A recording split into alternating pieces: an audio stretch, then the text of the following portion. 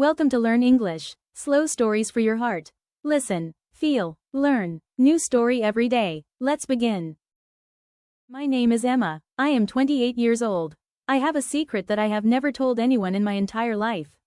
Not my husband, not my best friend, not a single soul. The secret lives under my bed in a small wooden box. The box is old and dusty. It has been there for 5 years. Every night I look at that box before I sleep. Every night I tell myself, tomorrow, I will open it. But tomorrow never comes. I am too afraid of what I might find inside. My mother died 5 years ago. Cancer took her slowly, piece by piece. I watched her disappear day by day. First her hair fell out. Then her skin became pale and thin. Then her eyes lost their sparkle. Then her voice became a quiet whisper. On her last day, she held my hand with her weak fingers. She gave me a white envelope. Her handwriting was shaky but beautiful. She said, "Open this when you are ready, my love." Then she closed her eyes forever. I was 23 years old. Elle was not ready to open the letter. Not then, not a month later, not a year later. So I put the letter in a wooden box. I hid the box under my bed where no one could see it. I never opened it, not on her birthday, not on my birthday, not on the anniversary of her death. The box just sat there under my bed, waiting for me to be brave, waiting for me to be ready, like a silent friend who knows all my secrets but never speaks. Every night I looked at that box before going to sleep. Every night I wanted to open it. My fingers would reach out under the bed. They would touch the cold wood of the box. But then I would pull my hand back. I was too scared. What if the letter made me sadder than I already was? What if she wrote something that broke my heart into pieces? What if I could not handle the truth? So I waited. I kept waiting. 5 years passed like 5 seconds. Time is strange like that. 5 years passed. A lot changed in my life. I got married to a good man named David. He is kind and patient. He knows about the box but he never asks me about it. He just holds my hand when I am sad. I also had a beautiful daughter. Her name is Lily. She is 3 years old now. She has my eyes and her father's smile. She is the reason I wake up every morning. She is my everything. My heart lives outside my body now. Her name is Lily. Last week, Lily found the box. She was playing under my bed like children love to do. She pulled out the box and brought it to me with her tiny hands. "Mama, what is this?" she asked with her sweet little voice. My heart stopped beating for a second. My hands started shaking. I forgot that box was even there. Life got so busy, but there it was, still waiting for me, still patient, still holding my mother's last words. Lily looked at me with curious eyes. She did not understand why I was crying. I took the box from her little hands. The wood felt cold against my skin. I opened the box slowly. My fingers were shaking. My heart was beating fast like a drum. The letter was still there inside the box. White paper in a white envelope. Old but not damaged. Never opened. Never read. I saw my mother's handwriting on the front of the envelope. For my daughter Emma. Open when you are ready. I started to cry before I even opened the envelope. Lily hugged my leg. She did not know why I was sad. But she wanted to help. I took the box from her little hands. The wood felt cold against my skin. I opened the box slowly. My fingers were shaking. My heart was beating fast like a drum. The letter was still there inside the box. White paper in a white envelope. Old but not damaged. Never opened. Never read. I saw my mother's handwriting on the front of the envelope. For my daughter Emma. Open when you are ready. I started to cry before I even opened the envelope. Lily hugged my leg. She did not know why I was sad. But she wanted to help. I am sorry I could not say goodbye to you in person, my love. Saying goodbye face to face is too hard for a mother. I tried to say it on my last day but the words would not come out. So I am writing this letter instead. I want you to know something important. Something I should have told you years ago. Something I have been hiding from you your whole life. It is about your father. Please sit down before you read the next sentence. You need to be sitting for this. The day you were born was the best day of my entire life. I will never forget that day. It was raining outside but the sun was shining in my heart. I held you in my arms and you were so small and warm. You were crying but I was crying even more. I promised to protect you forever. I promised to never let anyone hurt you. I promised to be the best mother I could be. But I could not keep all of those promises. Because I got sick. Because cancer took my body away from you. I could not keep my promise to protect you forever. And I am so sorry for that. But I need you to know something. I never stopped loving you. Not for one single second of one single day. Not on my worst days when the pain was too much. Not on my last day when I could barely breathe. Love does not die, Emma. Even when the person dies, the love stays. It stays in your heart. It stays in your memories. It stays in the letters you leave behind. My love for you will never die. There is something I never told you about your father. Something I have kept secret for 26 years. I am not proud of this secret. I am ashamed of it. But you deserve to know the truth. The truth is that your father is not dead.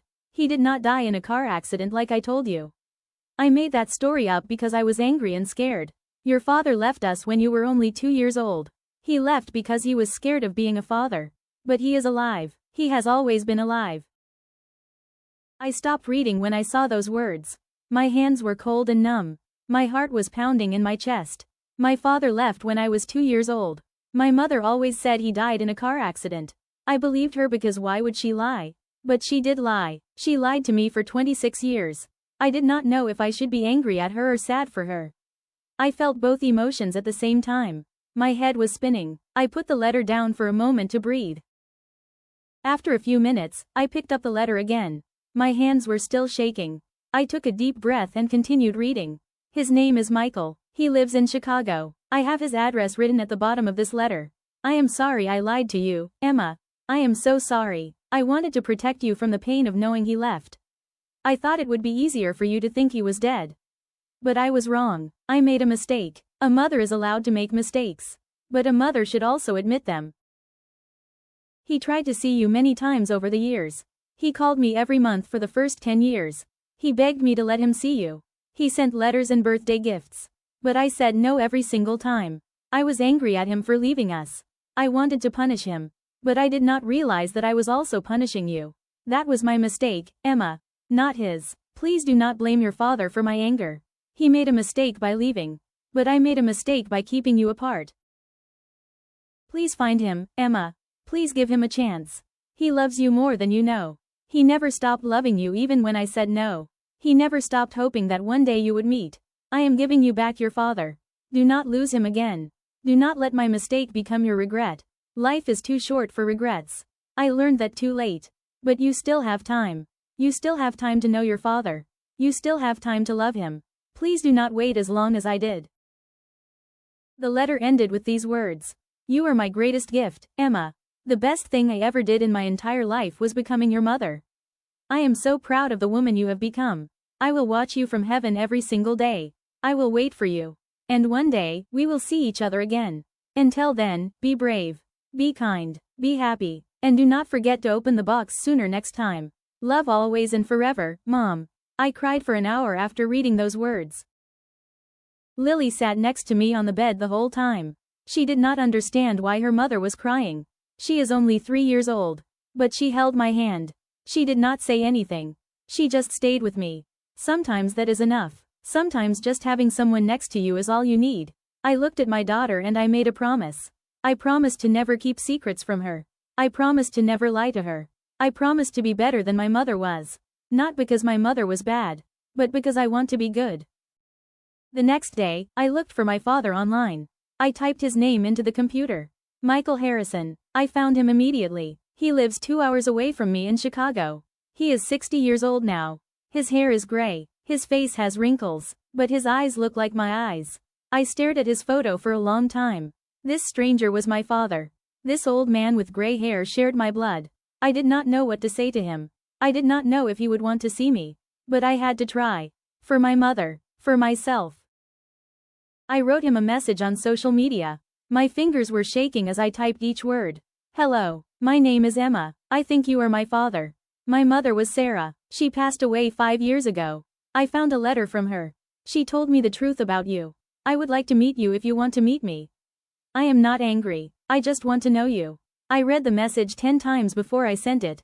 Then I closed my eyes and pressed send. My heart was beating so fast. He replied in 5 minutes. Only 5 minutes. He must have been waiting for my message his whole life. His message said, Emma, my daughter, I have waited 26 years for this message. I have dreamed about this day every single night. Please call me. I am crying as I write this. I am an old man and I am crying like a baby. Please call me. I want to hear your voice. I want to tell you everything. I love you. I have always loved you. Please call me today. Do not wait. He said, you look just like your mother. You have her eyes and her smile. She was the most beautiful woman I ever saw. And so are you. Then he opened his arms. I walked toward him. He hugged me. We stood there in his doorway for a long time. Two strangers hugging like they had known each other forever. A father and a daughter who were finally together. I felt something I had never felt before. I felt like I was home. I felt like I was complete. I felt like I had found something I did not know I was missing. We talked for 2 hours on that first phone call. He told me everything, why he left. He was only 22 years old. He was scared. He did not know how to be a father. He made a stupid mistake.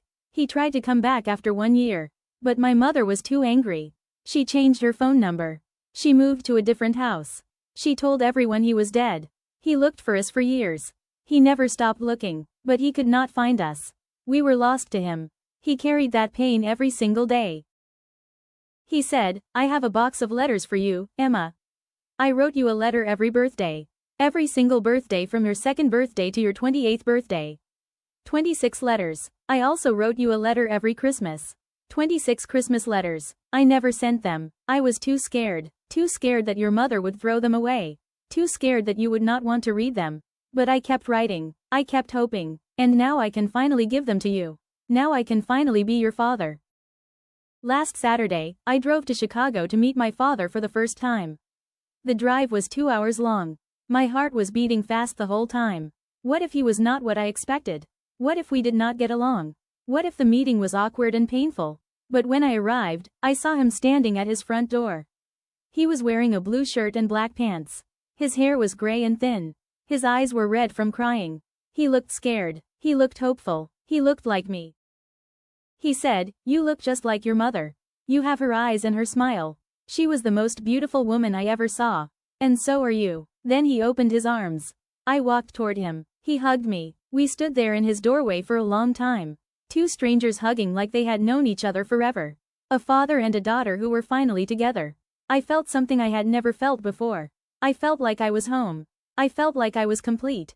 I felt like I had found something I did not know I was missing. He gave me the box of letters. It was a big wooden box. Heavy and full. 52 letters. One for every birthday and Christmas I missed. I opened the box and started reading. The first letter was written when I was 2 years old. His handwriting was young and messy. Dear Emma, I am sorry I am not there. I think about you every day. I hope you are happy. I hope you are healthy. I love you, Daddy. I cried when I read that letter. A 2-year-old girl does not understand letters. But a 28-year-old woman understands everything. I read all 52 letters that night. Each one was more beautiful than the last. He watched me grow up through his imagination. He celebrated my birthdays alone. He cried on my graduation day alone. He wondered about my wedding alone. He became a grandfather alone. He missed everything, but he never stopped loving me. He never stopped hoping. I called him at midnight. Dad? I said. It was the first time I called him that.